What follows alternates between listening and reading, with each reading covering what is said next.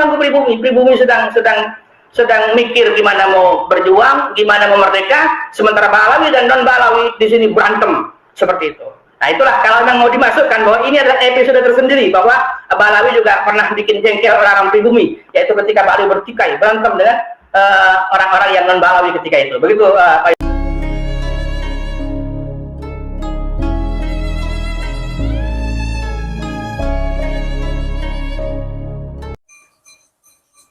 Assalamualaikum warahmatullahi wabarakatuh, saudara-saudaraku sebangsa setanah air, dimanapun Anda berada. Alhamdulillah bisa berjumpa kembali dengan kami, channel Bejo Donya Akhirat. Sak bejo-bejane wong kang lali, isih luwih bejo wong kang eling lan waspada dan tetap nkeri harga mati. Berikut ini kami sajikan cuplikan video bersama Kiai Haji Ali Badri. Beliau adalah sosok seorang kiai yang luar biasa, luar biasa. Tapi suatu ketika beliau juga ada masalah dengan Robitoh Alawiyah, kan gitu loh. Terus tulisan-tulisan beliau di Facebook ini sangat tajam dan menarik untuk diulas. Ya, beliau menceritakan bagaimana terbentuknya Robitoh Alawiyah. Ternyata Robitoh Alawiyah itu awal-awal itu bukan suatu organisasi, bukan suatu dewan pencatat nasab baginda Nabi, bukan.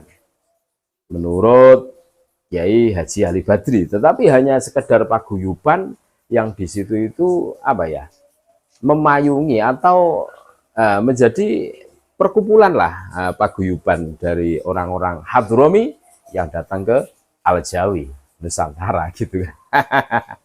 Ternyata makanya ya Masya Allah, ini semua terbongkar dan rekam jejak mereka, rekam sejarah mereka, bagaimana mereka bikin heboh, bikin polemik.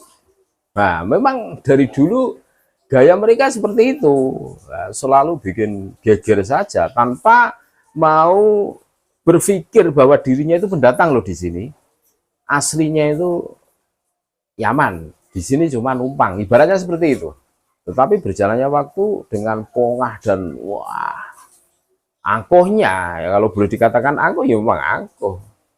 Siapa yang tidak kenal mereka dengan angkuhnya, dengan bahasa cetar seakan-akan tak bisa disentuh oleh hukum, kan luar biasa mereka itu, luar biasa seperti itu maksudnya. Nah ini ternyata sejarahnya itu. Dan yang lucu lagi, Robitoh Alawiyah itu paguyuban lah, sejenis paguyuban yang di situ itu sebagai sebagai kayak kalau dikatakan organisasi terlalu berlebihan, paguyuban lah. Nah, di situ mengumpulkan orang-orang pendatang, orang-orang imigran dari Hadromi Yaman yang datang ke Nusantara. Bahkan mbah-mbahnya orang Yaman itu sebenarnya tidak ridho seumpama orang-orang Yaman ini banyak yang merantau ke Nusantara. Ya, biarlah kami hidup miskin di sini, yang penting jangan meninggalkan negeri kelahiran. Ini loh yang harus diwaspadai. Ini sejarah. Mereka itu pendatang. Cukup seperti itulah. Tetapi berjalannya waktu mereka berpola tingkah dan mengusik ketenangan pribumi. Dan dulu pada saat pribumi fokus untuk memerdekakan dirinya dari kolonialisme penjajah Belanda, nah mereka justru bikin heboh. Ada mufti Betawi dari golongan mereka, kan gitu toh. Nah ini menarik, ini sejarah. Kita dengarkan bareng-bareng bagaimana Kiai Haji Ali Badri membeberkan semuanya dengan jelas, dengan luar biasa. Bareng-bareng ini sejarah tentang orang-orang Hadromi, orang-orang Yemen, orang-orang Carim itu. Kita dengarkan bareng-bareng. Perkumpulan para imigran Yaman. Kemudian di dalamnya ada kelompok Sayyid, ada kelompok non Sayyid. Kemudian berkonfliklah mereka, dan kemudian dari situ menjadi sebuah geger seperti itu. Mungkin ini bisa diperjelas kepada netizen, seperti apa ini sejarah yang bisa Anda ungkap. Silakan Pak Kiai. Baik, Pak. Sebetulnya itu konflik antara Ba'alawi dengan sesama imigran non Ba'alawi sebetulnya. Cuman karena emang mereka bikin keributan dan mengganggu pribumi juga ketika itu, sehingga sebetulnya kalau mau dimasukkan ini juga bagian dari episode itu gitu. Artinya ini adalah episode kesekian lah kalau emang itu mau dimasukkan, karena emang walaupun mereka berantem sama imigran, tapi kericuhan itu sangat-sangat mengganggu bagi pribumi ketika itu. Jadi itu banyak terkait dengan migrasi ya, migrasi Ba'alawi ke Indonesia. Kalau ditanya sejak kapan misalnya Ba'alawi itu bermigrasi atau hijrah atau datang ke Indonesia, maka bagi orang yang meyakini bahwa Wali Songo itu Ba'alawi, ya, sekali lagi, bagi orang yang meyakini bahwa Wali Songo adalah Ba'alawi, tentunya Ba'alawi pertama yang masuk ke Indonesia adalah Wali Songo, dan dengan sejarah mereka yang gemilang, sejarah mereka yang sangat mengagumkan tentunya. Namun kemudian Wali Songo membaur dengan pribumi, sehingga betul-betul sulit dibedakan antara mana keturunan Wali Songo dan mana yang bukan, karena bahasa, tradisi, budaya dan semuanya betul-betul menyatu, gitu kan.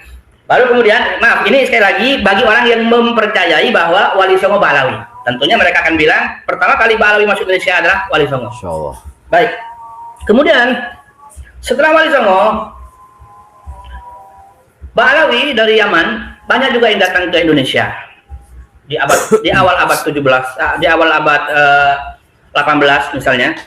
Dan di awal-awal itu kebanyakan Ba'alawi yang datang ke Indonesia itu memang kalau nggak pendakwah ya saudagar lah, pedagang. Karena kan ketika itu tidak mudah, jauh-jauh dari Yaman datang ke Jawa tidak mudah. Yang berani dan bisa melakukan itu hanya orang-orang hebat. Bahkan ulama pun, kalau ulama nggak punya duit juga nggak bisa melakukan perjalanan sejauh itu, gitu kan.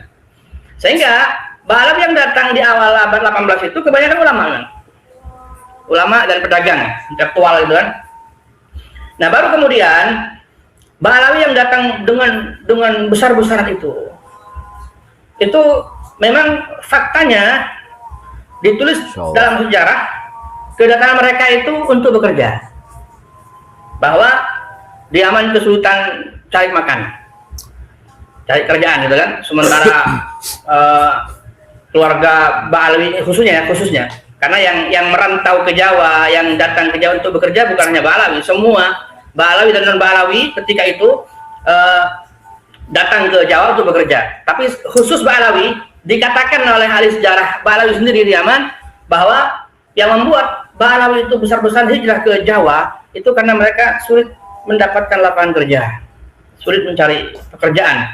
Sementara populasi keluarga Ba'alawi semakin besar, semakin banyak keluarga Ba'alawi dan dan sedikit lapangan kerja, sehingga Jawa adalah tujuan yang sangat menarik untuk mendapatkan pekerjaan. Sehingga ketika banyak Ba'alawi dan non Ba'alawi dari Yaman hijrah ke Indonesia, tentunya sebagai imigran di mana-mana kan orang kalau sudah hijrah atau bermigrasi ke sebuah negara, pasti mereka berhimpun, pasti mereka bikin perhimpunan atau paguyuban. Nah, Rabithah Alawiyah itu sebetulnya adalah paguyuban imigran Yaman ketika itu, dan berdirinya itu jelas sebelum Al-Irsyad. Makanya saya mengkritik dalam buku saya bahwa ketika sejarah Ba'alawi yang sekarang ini mencatat bahwa Rabithah Alawiyah berdiri pada tahun 1928, itu menurut saya tidak benar. Karena Rabithah Alawiyah itu didirikan untuk paguyuban semua imigran Yaman, baik Ba'alawi maupun non Ba'alawi. Sehingga lembaga ini, paguyuban ini sempat dikritik oleh banyak Habib di Yaman. Di antaranya termasuk Habib Abdurrahman bin Ubaidillah Al-Asqaf, Mufti Hadramaut. Beliau mengkritik, kalau ini adalah paguyuban untuk bersama, untuk semua imigran Yaman, kenapa kok pakai nama Alawiyah? Nah, jadi Habib Yaman sudah keberatan dengan nama Alawiyahnya ini. Kata Habib Abdurrahman bin Ubaidillah, saya awalnya tertarik, suka sekali dengan Rabithah Alawiyah, karena Rabithah Alawiyah ini bisa menghimpun semua keluarga dari Yaman, dari Hadramaut, dan bisa membantu semua pekerja asal Hadramaut di Jawa ini sehingga sejahtera. Kata beliau, sampai-sampai orang Hadramaut itu banyak berharap dari Rabi'atul Alawiyah, ya.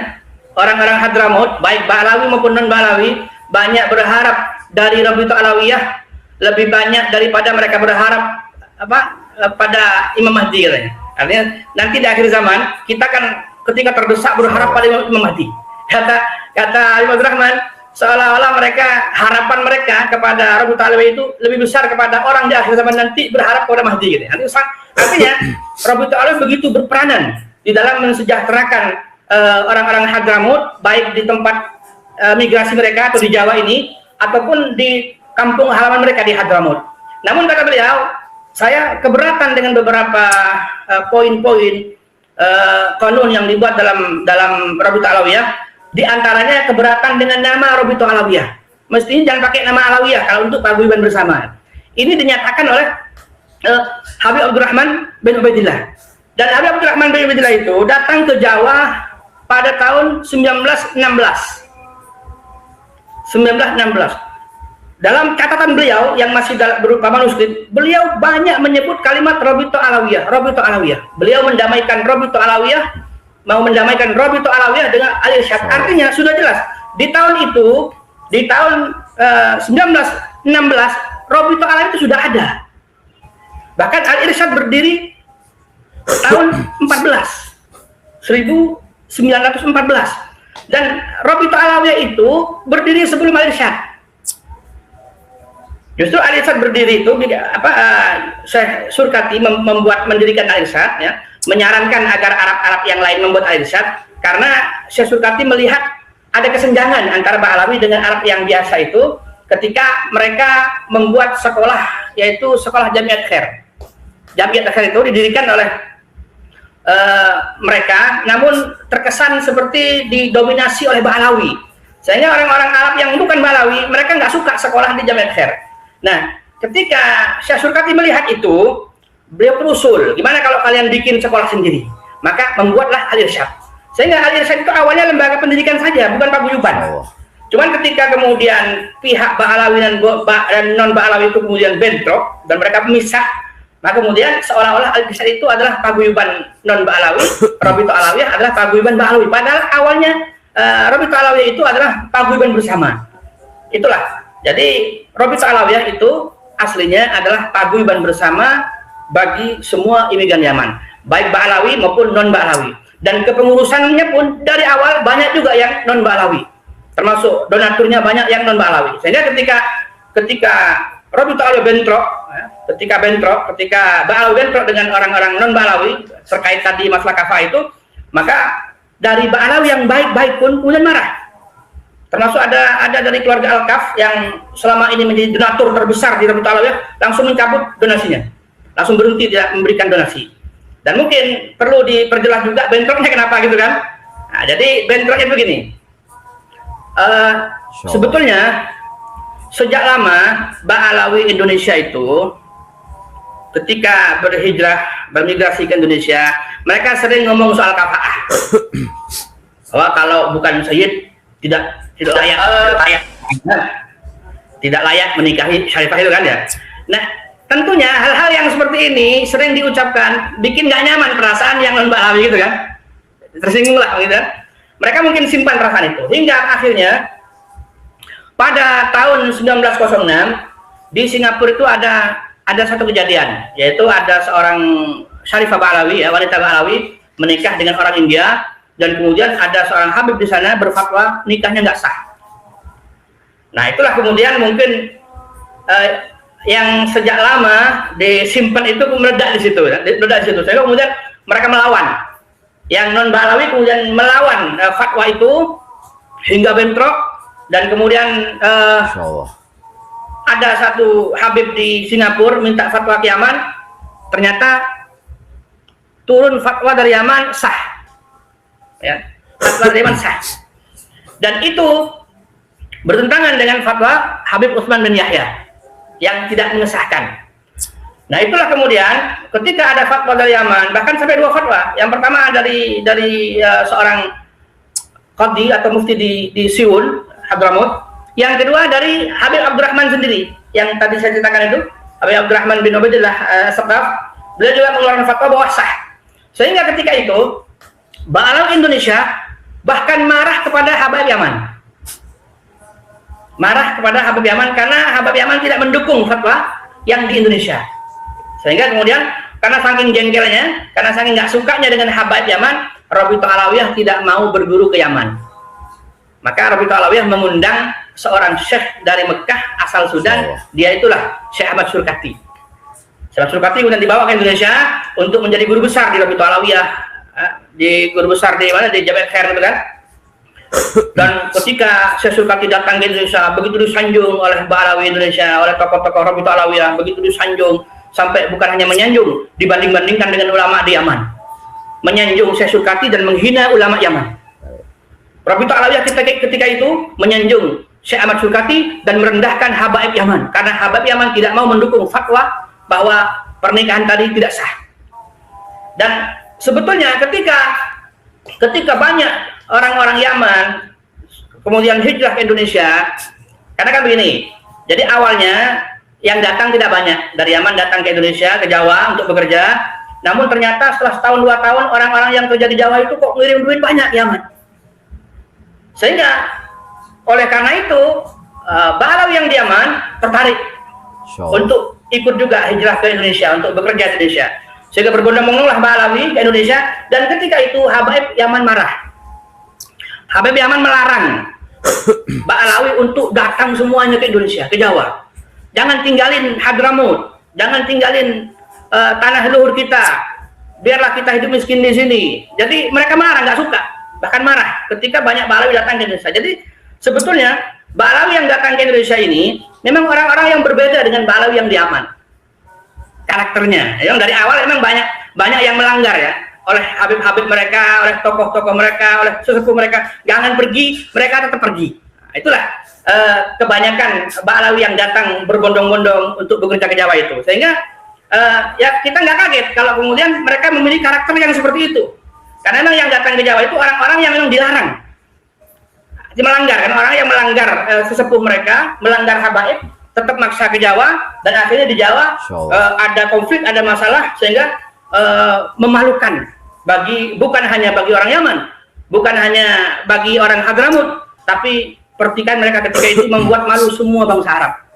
Sampai ketika bertikai itu mereka ada yang sampai saling bunuh, dan berbagai hal keji dilakukan antar mereka, sehingga kemudian kerajaan Saudi berusaha mendamaikan, kerajaan Al-Qatiri Yaman berusaha mendamaikan, dan semuanya gagal. Nah itulah kondisi Ba'alawi ketika itu. Sehingga ketika mereka berantem, mereka bertikai, tentunya kan keributan itu mengganggu pribumi. Pribumi sedang mikir gimana mau berjuang, gimana mau merdeka, sementara Ba'alawi dan non Ba'alawi di sini berantem seperti itu. Nah itulah kalau memang mau dimasukkan bahwa ini adalah episode tersendiri, bahwa Ba'alawi juga pernah bikin jengkel orang pribumi, yaitu ketika Ba'alawi bertikai, berantem dengan orang-orang yang non Ba'alawi ketika itu. Begitu Pak.